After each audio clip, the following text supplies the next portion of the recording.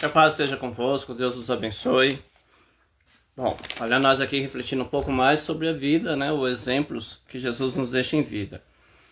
E aí no capítulo 5, ele vai fazer o começo, né? O início do seu sermão. Ele já separou os 12 discípulos, ele já fez alguns milagres e agora vai relatar os primeiros ensinamentos dele segundo a ordem de Mateus, tá? O Evangelho de Mateus.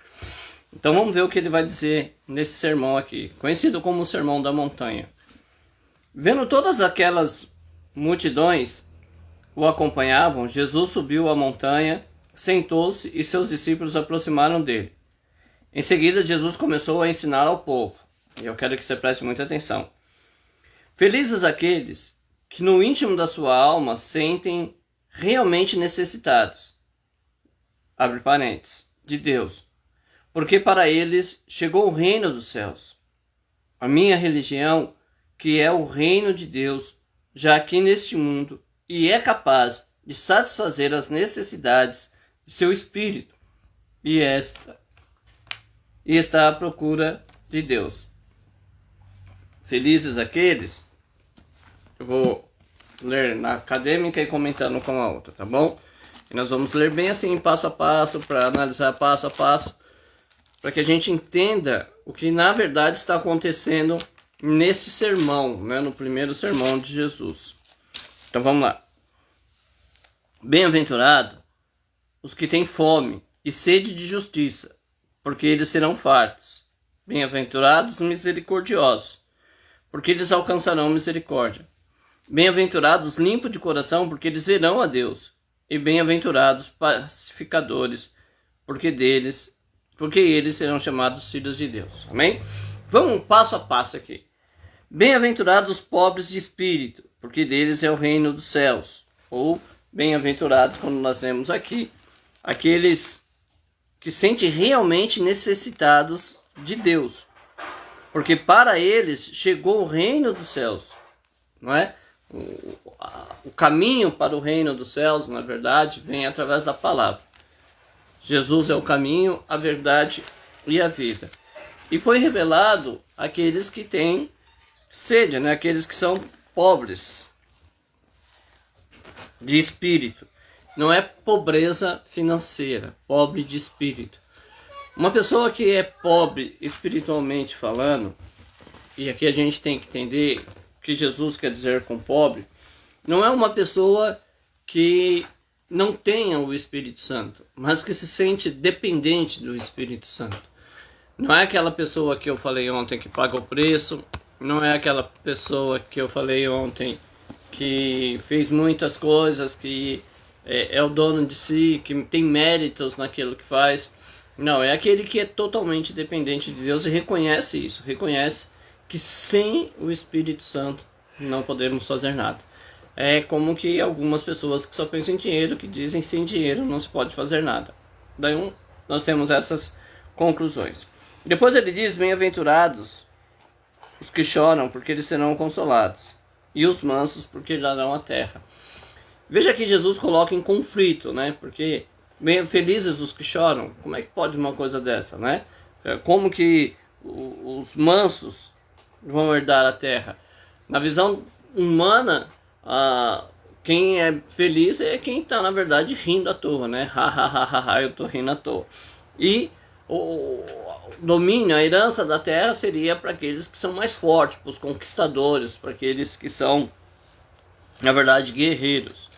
Ele vai falar que bem-aventurados que têm fome e sede de justiça, porque eles serão fartos. E é isso que muitas vezes a gente não percebe mais na igreja, a sede e a fome de justiça. Então a gente percebe muitas injustiças e a gente se cala, não é? Eu estava vendo hoje, não sei se eu considero isso um ato ruim ou um ato criminoso, não é? Para quem está na posição que está. Nós estamos em meio às eleições municipais e aí o que a gente vê é que os candidatos que vão disputar a eleição muitas vezes exploram pessoas que estão desempregados.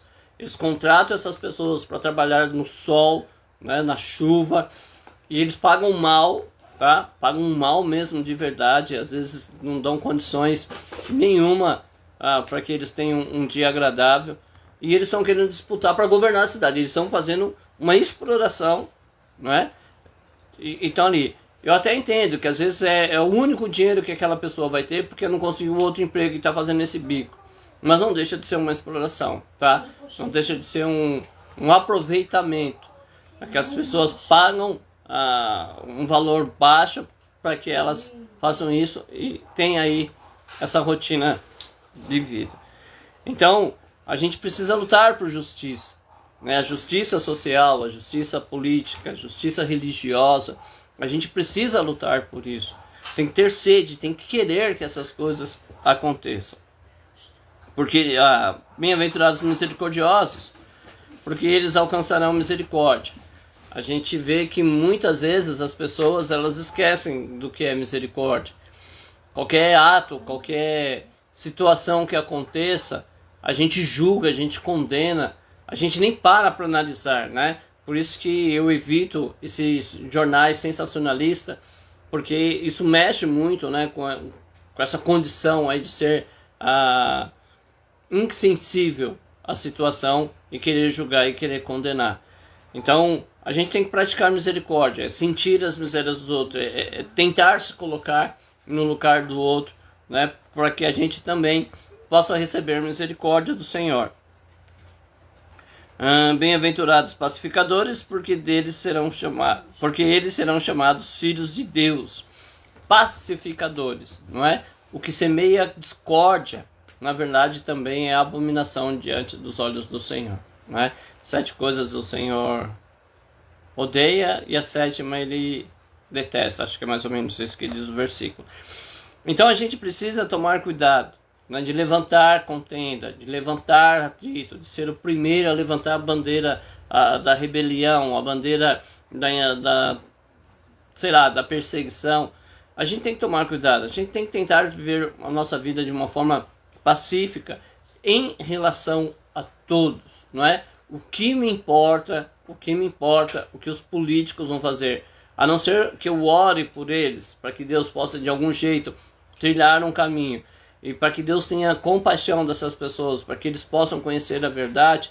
Eu não me importo se eles são esquerda, direita, de centro. Eu sei que vai ganhar aquele que Deus deixar, aquele que Deus permitir, porque toda autoridade vem de Deus, certo? Se é justo ou se não é justa, é Deus quem sabe. E eu não preciso entrar nesse combate, meus irmãos, certo?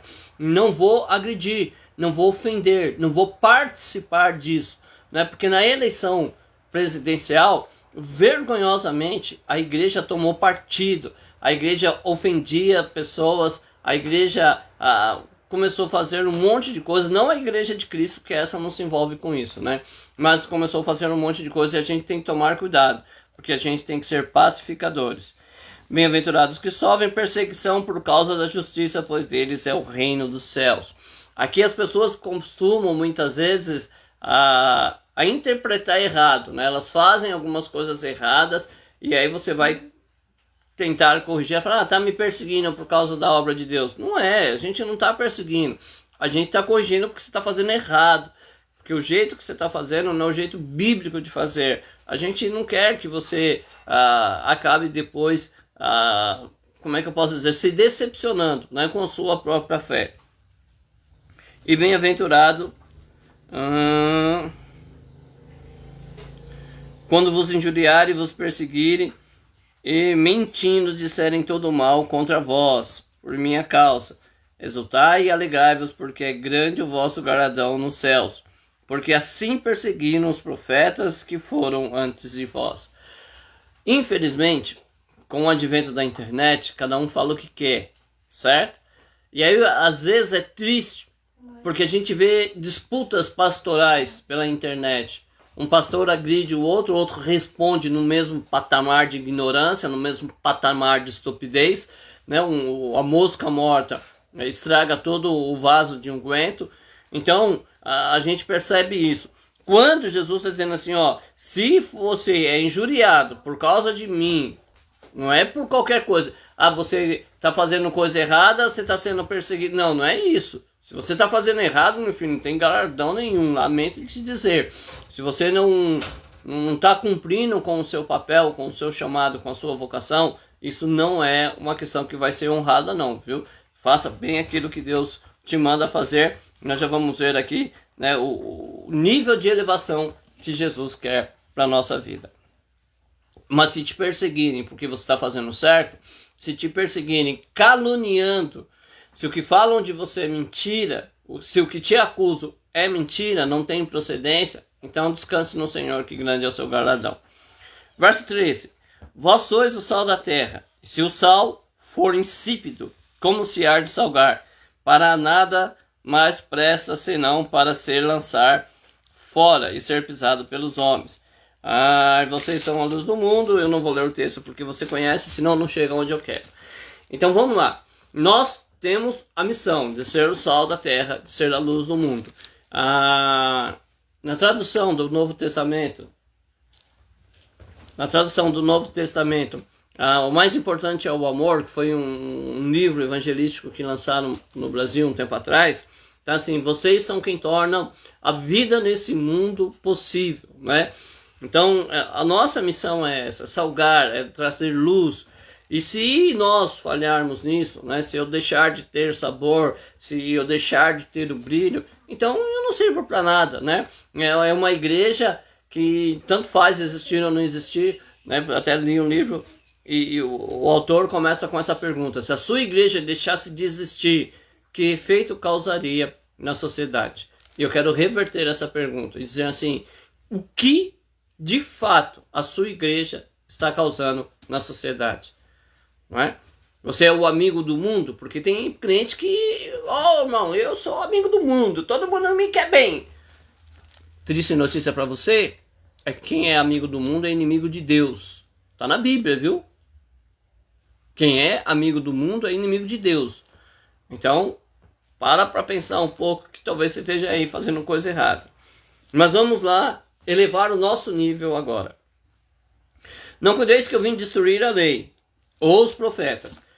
Deixa eu fazer uma ressalva aqui, muito importante. Não cuideis que vim destruir a lei ou os profetas. Não vim abrogar-nos, mas cumprir. Então o que ele veio fazer? Cumprir. A fé em Cristo não é imitar os passos dele. A fé em Cristo não é fazer o que ele fez. Ele cumpriu a lei. Nós também não devemos cumprir. Não, mas ele cumpriu para que a gente não cumprisse.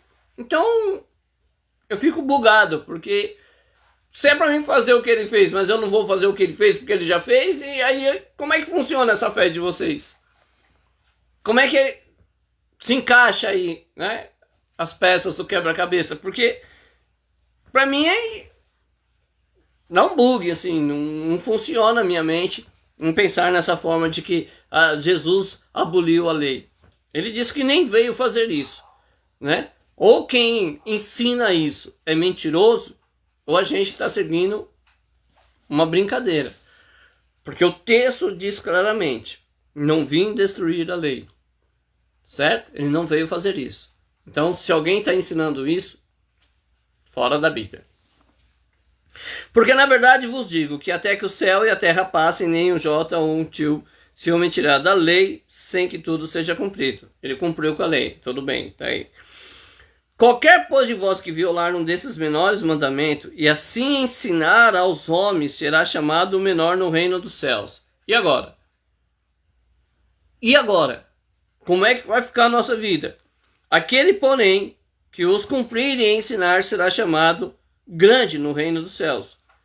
Ué, nem chegamos lá no capítulo aí que vai falar do grande, do maior mandamento.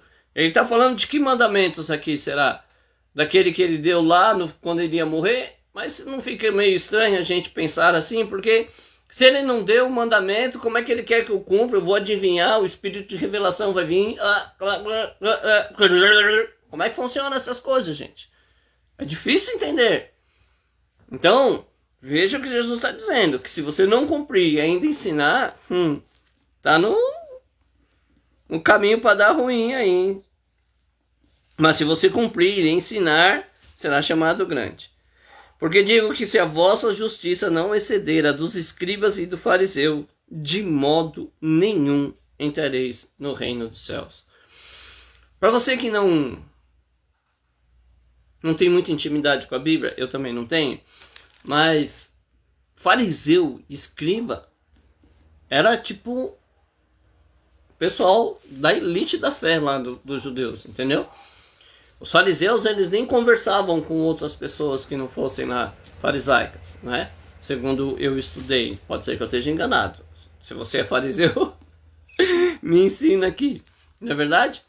E eles observavam minuciosamente, né, o dízimo das pequenas sementes. A gente vê muitos exemplos que Jesus deu, que eles estavam fazendo, e Jesus diz assim, ó, faça isso, mas não esqueça aquilo, não é? E Jesus está dizendo assim, ó, se não for superior, não é igual, porque igual, só empatar com esse, vou ganhar de quem? Então tem que ser superior. Se você não for, não vai herdar o reino dos céus. E não vem com essa balela que Deus te conhece, não vem com essa balela que você serve a Deus do seu jeito, porque o Deus da Bíblia só se serve do jeito bíblico, tá? Se você está servindo um Deus que é do seu jeito que você serve, você criou um Deus para você e você não tem relacionamento nenhum com o Deus da Bíblia. Mas vamos lá. Verso 23. Ouviste o que foi dito aos antigos, não matarás, mas qualquer que matar será réu de juízo. Eu, porém, vos digo que qualquer que sem motivo se encolerizar contra seu irmão será réu de juízo. E qualquer que chamar seu irmão de raca será réu do sinédrio. E qualquer que lhe chamar de louco será réu do fogo do inferno. Então olha só, lei, não matarás, certo? Isso é lei, o nível está aqui, não matarás. Agora, se não matar, tem muitas coisas até chegar a ele. E aí Jesus vai dizer isso. Então, o nível de não matarás, do mandamento não matarás, é aqui embaixo. Agora, você quer mesmo viver na graça? Você quer ser um filho da graça? Você precisa subir o nível. Então, você não pode nem se encolerizar sem motivo, certo? Que foi dito aqui, ó. Eu, porém, vos digo, qualquer que sem motivo se encolerizar contra seu irmão, será réu de juízo. Qualquer que chamar seu irmão de raca, de bobo, será réu do sinédrio. E qualquer que lhe chamar de louco, réu do fogo do inferno. O simples fato de você ser agressivo com uma pessoa e usar palavras ofensivas te faz ser condenado. Não é? Preste atenção aí, os sinceros de plantão. Preste atenção aí, os donos das razões, porque tem muita gente que tem razão para xingar, para ofender, para usar palavras de baixo calão. Então, se fizer, não serve para ser cristão, tá? Tá até abaixo do nível de não matarás. E Jesus quer um nível mais elevado. Vamos lá, portanto, cadê? Ouviste o que foi dito aos antigos. Não, esse eu já falei. Ah, tá. Ele diz assim, ó, portanto, se trouxeres a tua oferta ao altar e aí te lembrares que o teu irmão tem alguma coisa contra ti, deixa ali diante do altar a oferta e vai e reconcilia-te primeiro com ele.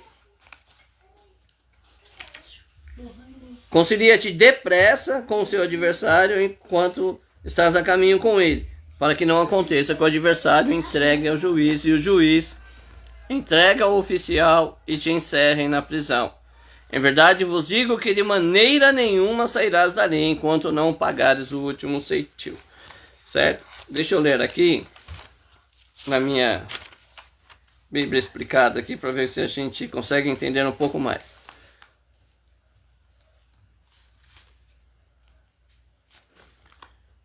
Vamos lá, 23, né?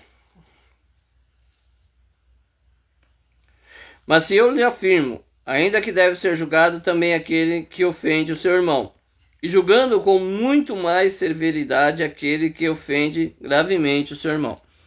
Aquele que desprezar com ódio o seu irmão, tratá-lo como um louco, estará em perigo de ser condenado.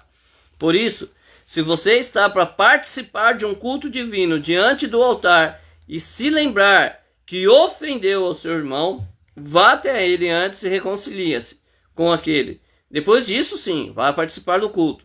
Se você tem uma questão com alguém, procure reconciliar-se com o seu adversário o mais depressa possível, antes que intime a comparecer diante do juiz, pois o juiz se entregará à polícia e você será levado à prisão. E acredite, de lá você não sairá até que cumpra toda a sua pena.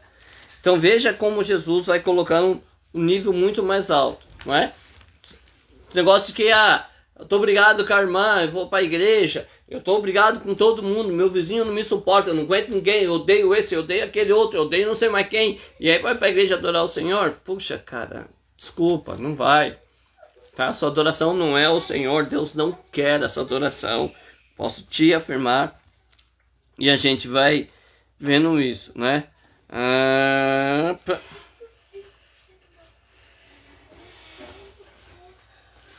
Também foi dito: qualquer que deixar sua mulher e lhe der carta de desquite, eu porém,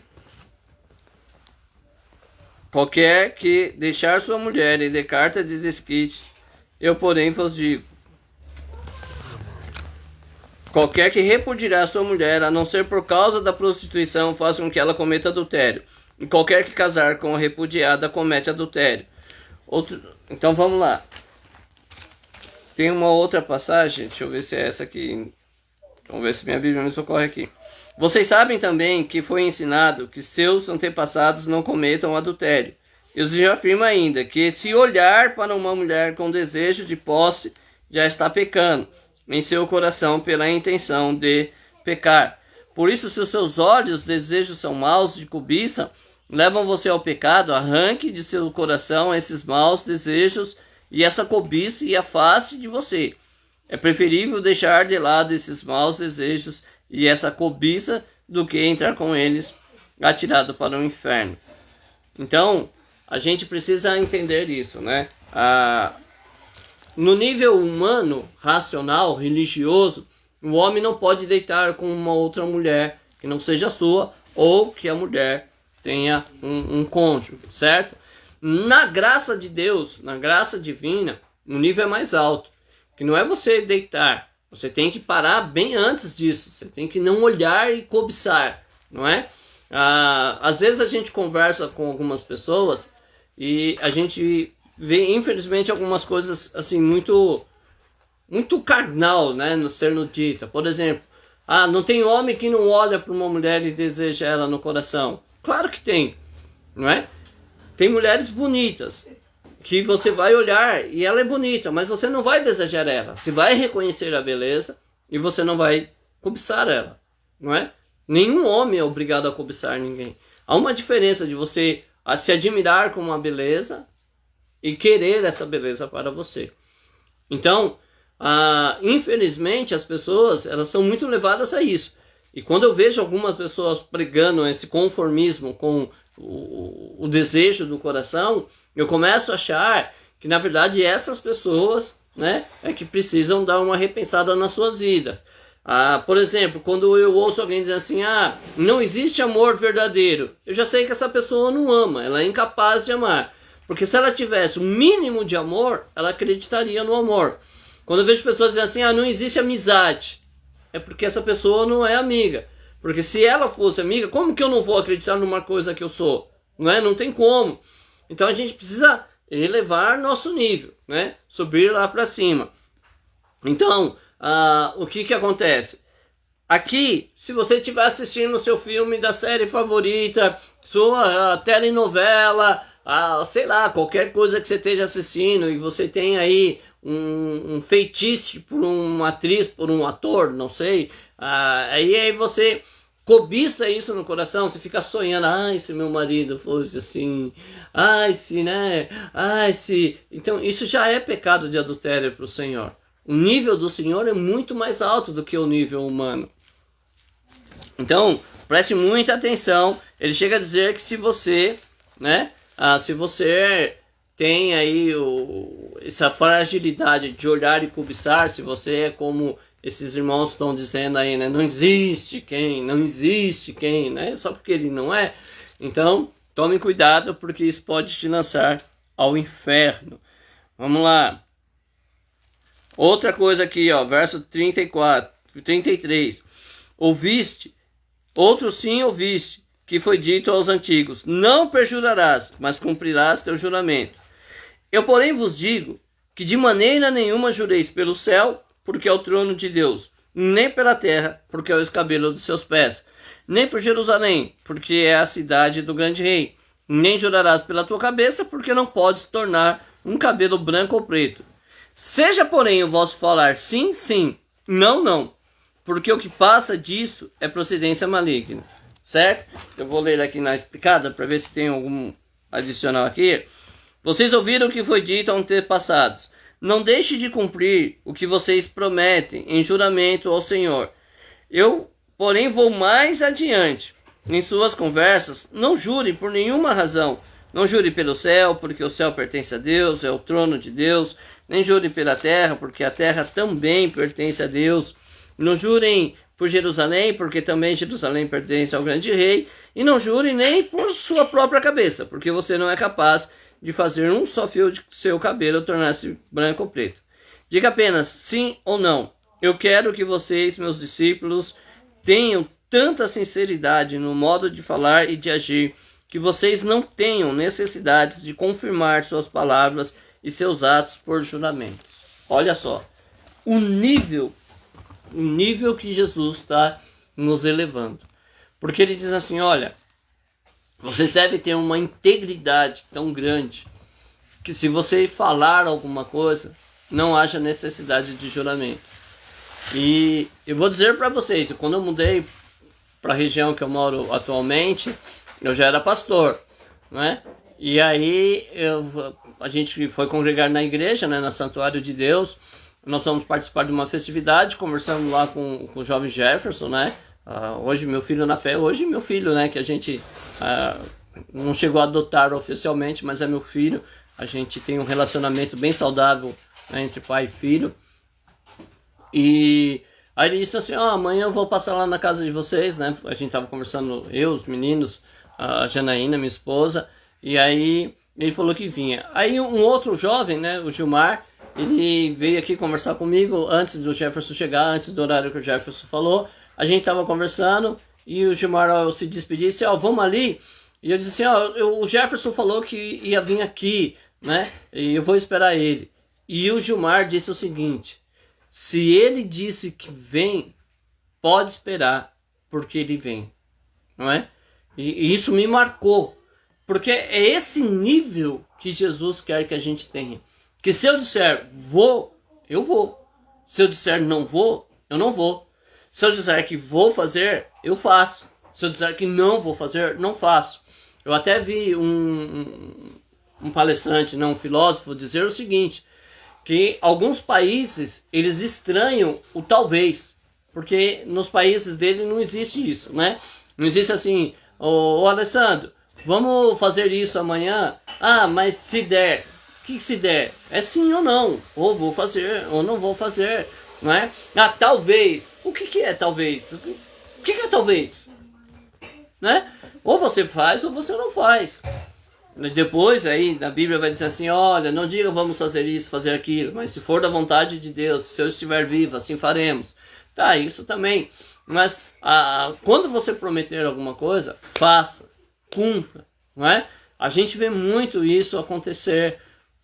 Eu me lembro que uma vez eu estudando uma história sobre uma igreja, e eu estava conversando com um pastor, né, que estava lá desde do fundamento da congregação, começou com ponto de pregação, e ele me diz assim, olha Alexandre, enquanto era um ponto de pregação, os irmãos vinham e diziam, olha, abra uma igreja, nós vamos ajudar vocês, Depois quando nós abrimos a igreja, esses irmãos sumiram, né? A gente ficou um tempão, e eu sou testemunha disso, né, com um número muito reduzido, tentando fazer a igreja crescer. Hoje, para a glória de Deus, é uma igreja bem estabelecida para o louvor da glória de Deus, não é? Mas passaram por isso, por quê? Porque é esse hábito de falar e não cumprir, não é? Se você estudar, por exemplo, livros como A Arte da Guerra, de Sun Tzu, ele vai dizer isso, que o coronel, o líder, ele tem que manter sua palavra, até mesmo nessa questão, se ele dizer eu vou punir, pune. Se eu vou agraciar, agracie, né? Se eu vou gratificar, né? Então faça a sua gratificação. Porque se você promete e você não cumpre, você perde, né, o respeito, você perde a credibilidade, e isso é ruim. E Deus não quer isso. Deus quer nos elevar a esse nível de não precisar de juramento, né, de não precisar reforçar sua palavra com nenhum tipo de argumento. Se você dizer, olha, eu vou fazer, as pessoas saibam que você vai fazer. Então, pense um pouco nisso, porque Jesus ele vai sempre querer nos elevar a níveis superiores. Agora, olha aqui que interessante,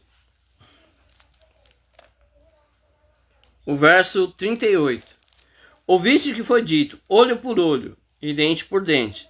Eu, porém, vos digo, que não resistai ao mal, mas se qualquer te bater na face direita, oferece também a outro. E ao que quiser pleitear contigo, tira a vestimenta, larga-lhe também a capa. Se alguém te obrigar a caminhar 1 milha, vai com ele 2, porque quem te pedir para que e não te desvie daquele que quiser lhe emprestar-te, certo? Então veja o que Jesus está falando, ó. O homem, a lei, ela diz olho por olho, dente por dente. Se alguém te fizer mal, faça mal também. Mas a graça diz assim, não. Se alguém te fizer mal, suporta o mal. E se possível, agregue mais algum aí, né? Feriu um lado, oferece o outro, não é? Não faça isso a uma guerra, não é? Se a pessoa quer que você dê uma roupa, dê 2, não é? Se quer a camisa, eu dou a jaqueta também. Né? Então, se ela quer que eu ajude ela por um caminho, eu vou 2 caminhos, né? Se por uma rua, eu vou 2 ruas andando com ela e ajudo ela. Veja que é um nível muito mais nobre, não é? Eu não reajo apenas às situações pela nobreza que há em mim, pelo Espírito Santo que habita em mim. Então, eu tenho que aprender essas coisas, porque o nível da graça ele é muito mais elevado que o nível da lei. O nível da graça está muito mais acima que o nível da lei. E eu preciso fazer isso. E só para a gente finalizar, vamos à parte que eu mais gosto desse sermão, que é a parte final, verso 43, que diz assim: se vocês ouviram também como dizia antigamente, ame seus amigos, odeie os seus inimigos. Mas eu os aconselho, vocês devem amar até mesmo seus inimigos e rezar por aqueles que perseguem vocês. Dessa maneira, vocês serão considerados filhos do Pai dos céus, que faz nascer o sol tanto para os bons como para os maus, e faz cair a chuva tanto para os justos como para os injustos. Se vocês amam somente aqueles que amam a vocês, que mérito terão por isso? As pessoas que vocês desprezam, por exemplo, os cobradores de impostos, fazem o mesmo. Se vocês cumprimentam apenas os seus próprios amigos, que fazem de especial? Os pagãos, que não conhecem a Deus, também fazem isso. Vocês, no entanto, devem procurar ser perfeito, como é perfeito o Pai de vocês, que está no céu. E a gente para nessa meditação. Amar o próprio inimigo, não é? A gente sabe que há um questionamento sobre esse amor ao inimigo, né? A gente vê perdão que não tem comunhão, não é o tipo de perdão que a Bíblia nos ensina, mas a gente vê as pessoas pregando muito nos dias de hoje. A gente vê amor sem atitudes, sem respeito, um amor possessivo. Então é muito difícil nós entendermos o que Jesus está dizendo por amar o seu inimigo. Mas amar o seu inimigo, às vezes, é você respeitar o direito que ele tem de não gostar de você. Ore por ele. Não pague na mesma moeda. Mas entenda que você precisa amar, que você precisa orar por ele, que ele também é um necessitado da graça de Deus, que talvez só é seu inimigo porque não tem a graça, né? Então, não cesse de orar por ele. As pessoas que te acusam, te caluniam, né? Elas também merecem que você ore por elas, não que você revide, né? Eu uma vez estava pregando isso, depois até alguém quis me repreender. Um texto que Davi está andando e alguém começa a xingar ele e a tirar pedras. e alguém tenta repreender, ele diz, não, deixa, né, não sei, tá fazendo isso com um cão morto. E eu fiquei pensando, puxa, como é que o cara tem coragem de dizer isso de si mesmo, né? Mas a verdade é essa, né? Se alguém ofende, se alguém quer brigar, gente, deixa brigar, eu vou fazer o quê? Vou me defender de quê? Não é? Eu só posso continuar meu caminho, aquilo que eu falei ontem, eu sei quem sou e vou seguir meu caminho. Então a gente precisa parar às vezes de querer ter razão, de querer ficar brigando, trocando acusações, sabe? Se vocês falarem mal de mim e for verdade, eu tô pego no juízo, certo? Se eu tiver aqui querendo enganar vocês, se eu tiver aqui pregando a palavra porque eu quero ser famoso, eu quero ser um influencer, se a motivação de eu vir fazer as lives é conquistar pessoas, né? Se eu tô tentando criar alguns projetos na área social, e é claro que eu vou pedir ajuda a vocês, mas se a intenção de eu pedir ajuda for enriquecer, eu vou ter que ver isso com Deus, né? E se alguém me acusar, eu vou me defender como? Eu estou errado mesmo. Mas se o que eu fizer for verdadeiramente algo voltado para o reino dos céus, eu não tenho que me defender, né? Eu não tenho, as pessoas verão pelas suas atitudes. Eu me lembro de um episódio de uma pastora amiga da gente, né, que a gente congregou muitos anos, ela até morava perto de casa, passava sempre próximo assim, e nunca tinha ido em casa. E um dia ela precisou ir, né, o seu esposo é meu amigo há muito tempo, bem antes do evangelho, e aí ela precisou ir em casa e a gente conversou um pouco lá e tal, e aí quando ela foi embora, a gente morava, né, no alto, assim, tinha uma escada, ela desceu a escada, chegou lá no quintal, ela falou assim, posso dizer uma coisa? Eu disse, diga. Ela disse, eu não pensava que o senhor era assim, né? E eu até me assustei, porque é uma palavra que dá aí várias interpretações. E eu perguntei assim como, ela falou assim, eu não sabia que o senhor recebia as pessoas em casa, que o senhor conversava, falaram para mim que vocês não gostavam disso e tal, e hoje eu vi que é bem diferente.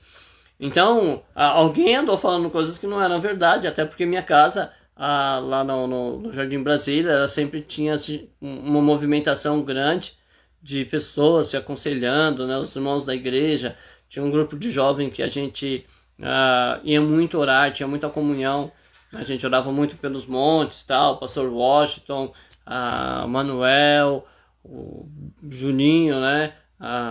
Então a casa era sempre cheia, né? Sempre tinha alguém lá orando. Nós falamos da Bíblia, Joel, né? O diácono Joel, enfim, eram muitos irmãos que iam lá, né? Então, para a glória de Deus, a gente tinha muito isso. E só que as pessoas falam, né? As pessoas falam, já vieram perguntar para minha esposa se eu tinha me desviado, se eu estava usando droga de novo. Em Parada de Taipas, ficaram sabendo que eu tinha me desviado, que eu estava usando droga, né? Eu não uso e não tenho pretensão. Não vou dizer que nunca vou fazer, porque o nunca é uma data bem próxima. Você fala nunca e acaba fazendo, né? Mas eu oro a Deus que me sustente, eu oro a Deus para que me dê graça, para que eu fique longe dessas coisas. Não é uma coisa que faz parte do meu plano, como muitas outras coisas, né, que dizem, mas eu tenho paz. Fazer o que? As pessoas criam, imaginam coisas que não são verdades e fazem isso. Mas o importante é que a gente tem que se manter naquilo que é nós, né?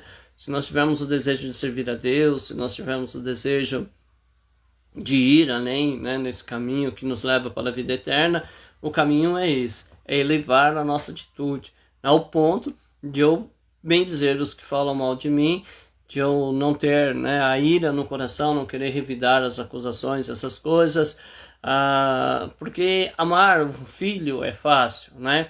Amar o cônjuge é fácil, mas amar aqueles mais trabalhosos, mesmo o filho, né? Tem filho que é uma benção, você fala, ele obedece e te apoia em tudo que você faz. Tem filho que é mais difícil, né?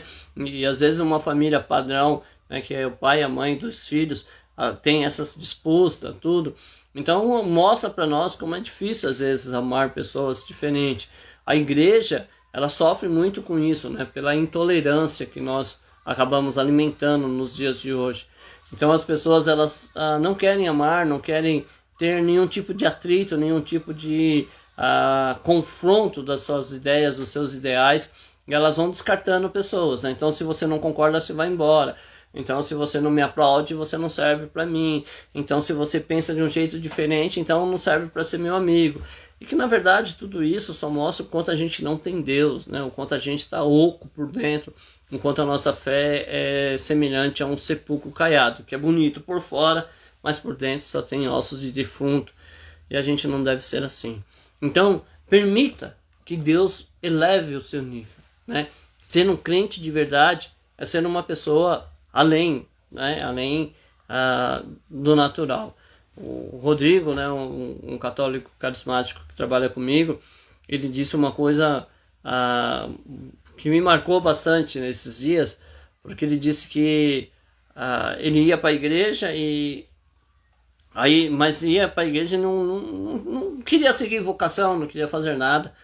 E aí um dia ele estava meio que agitado lá, e Deus tomou um homem lá, né, e foi lá e abraçou ele, e ele disse assim: Alexandre, tem pessoas que são diferentes, não é? Tem pessoas que você sente a virtude, tem pessoas que você sente Deus na vida delas. Acho que é isso que Jesus quer, que o nosso nível seja tão elevado que as pessoas sintam Deus, e que ao invés de nós dizer, as pessoas possam dizer assim, ó, não é mais ele que vive, Cristo vive nele. Ou eu vejo que é um grande homem de Deus, eu vejo que é uma grande mulher de Deus, por observarem as nossas atitudes, as nossas obras, não é? Então que a gente consiga isso, que a gente seja mais nobre, que a gente seja mais educado, que a gente seja mais pacífico, que a gente seja mais disposto a perdoar, mais disposto a praticar misericórdia, mais disposto a nos purificar, né? Quando fala lá do adultério, quando fala lá do homicídio, na verdade é um convite para que nós nos purifiquemos mais, para que nós sejamos mais puros diante do Senhor. É um nível muito mais elevado, né? Existe na sociedade muitas pessoas, né? A sociedade é formada por um número muito grande de ser humano. Existem pessoas que não é questão financeira, não é poder aquisitivo, não é? São pessoas que são toscas, pessoas que se acham melhor do que os outros, pessoas que se acham no direito de ofender, às vezes, né, até usam um terno lá de $5.000, mas não sabe tratar o ser humano, né? Fala besteira. A gente tem aí alguns exemplos na política nacional e na política internacional, infelizmente. A gente tem alguns exemplos que nos mostram isso. E a gente tem pessoas que são nobres por natureza, não é? Que, tendo ou não uma roupa elegante, ela sabe se comportar, ela sabe te cumprimentar, ela sabe sorrir, dar um bom dia para você, né? Uma saudação da paz de Deus, da paz do Senhor, né? Eu também não entendo essa divisão que há na saudação, né, da nossa fé. E tem pessoas que são diferentes, né? Tem pessoas que ela tem um porte diferente, né? A educação é diferente. Dá gosto você conversar com algumas pessoas, dá gosto de você ver algumas pessoas se expressarem, né? Elas têm todo um jeito diferente de ser, um jeito pessoal, né, de ser. E isso faz uma diferença muito grande, né? Isso faz com que as pessoas nos admirem mais, né? Vejam mais graça, mais virtude em nós. E a gente precisa, então, aprimorar, elevar o nosso nível social, né? Nós devemos ser a luz, a referência. Quando Jesus fala de ser a luz do mundo, é a referência. Então, nós devemos ser a referência, não é? A gente poderia, né? E veja bem que eu não estou fazendo apologia nenhuma, tá? Eu quero só que você entenda.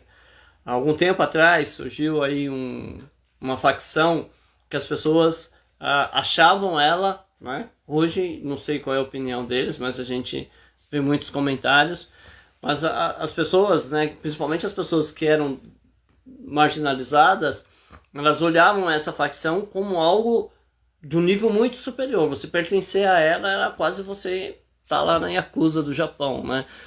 Por quê? Porque ela tinha altos valores, né? Não era qualquer pessoa que podia participar, não era qualquer pessoa que podia fazer parte, que podiam, né? Tinha todo um código de conduta, tinha todo um código que devia ser seguido, né? O próprio mandamento deles lá.